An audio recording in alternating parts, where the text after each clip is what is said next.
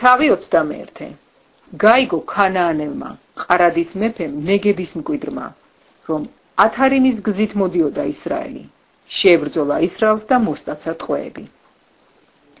აღთქმა მისცა ისრაელმა უფალს და თქვა, თუ ხელში ჩამაგდებინებ ამ ხალხს, დავარისხებ მათ ქალაქებს.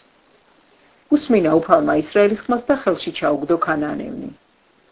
მათაც დაარისხეს ისინი და მათი ქალაქები.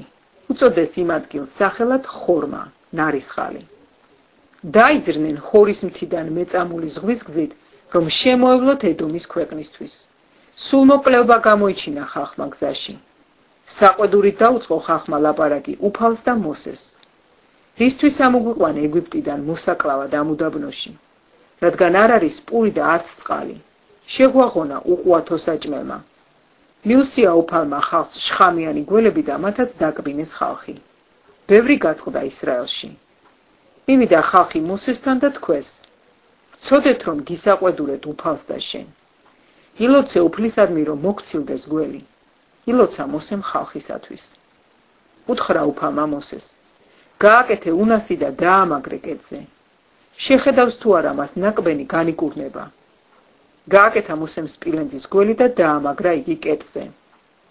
როცა კი უკბენდა გველი ვინმეს, შეხედავდა კაცი ამ სპილენძის გველს და იკურნებოდა. დაიძრნენ ისრაელიანები და ობოთში დაბანაკდნენ. დაიძრნენ ობოთიდან და დაბანაკდნენ ყიე ყაბარიმში, უდაბნოში მოაბის გასწვრივ რომ არის, მზის აღმოსავლეთისკენ. დაიძრნენ იქიდან და ზარედის ხევში დაბანაკდნენ. დაიძრნენ იქიდან და დაბანაკდნენ არნონთან. უდაბნოში, სადაც არნონი ამორეველთა საზღვრიდან გამოდის, რადგან იგი მოაბისა და ამორეველთა საზღვარია. ამიტომაც არის ნათქვამი საუფლო ბრძოლების წიგნში. ვაჰები ქარიშხალში და არნონის ღვარები. ეშვება ღვარები და უხვევს, რომ დამდოვრდეს ყართან და მიადგეს მოაბის საზღვარს. იქიდან ბეერში. ეს ის ბეერია, ჭა, რომელზეც უთხრა უფალმა მოსეს. შეკრიბე ხალხი და მე მივცე მათ წყალს. მაშინ იმღერა ისრაელმა ეს სიმღერა. აივსე ჭაო, უმღერეთ მას. ჭა, რომელიც ამოიღეს მთავრებმა.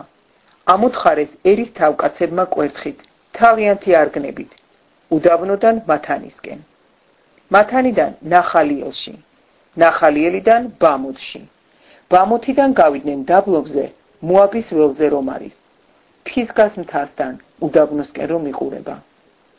გაუგზავნა მოციქულები ისრაელმა სიხონს, ამორეველთა მეფეს და შეუთვალა. გამატარე შენს ქვეყანაზე. არ შევართ ყანებში და ვენახებში.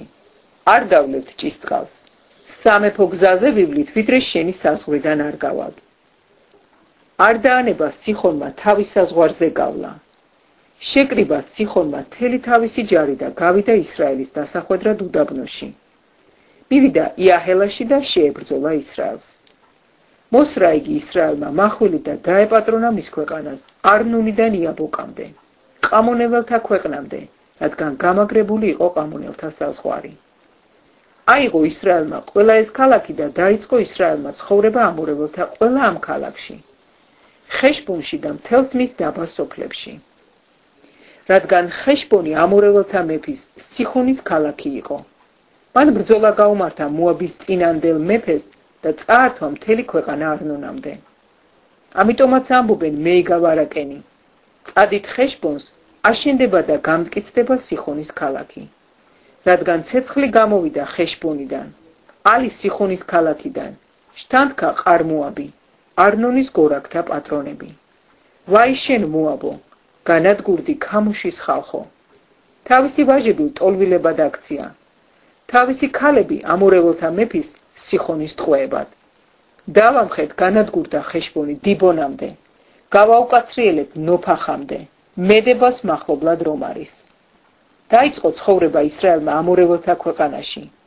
გაგზავნა კაცები მოსემ იაზერის დასაზვერად და აიღეს მისი დაბა სოფლები და განდევნეს იქ მცხოვრები ამორეველები. გამობრუნდნენ და დაადგნენ ბაშანის გზას. გამოვიდა მათ წინააღმდეგ ყოგი ბაშანის მეფე, მთელი თავისი ჯარით ეგრეიში საბრძოლველად. უთხრა უფალმა მოსეს, ნუ გეშინია მისი რადგან, ხელში ჩაგიგდებ მას და მთელს მის ჯარს, მთელს მის ქვეყანას. იმასვე ვუყობ მას, რაც უყავის სიხონს, ამორეველთა მეფეს ხეშბუნში რომ ცხოვრობდა. მუსრი გაავლეს მას, მის ვაჟებს და მთელს მის ქალაქს, ისე რომ არავინ გადარჩენილა და დაისაკუთრეს მისი ქვეყანა.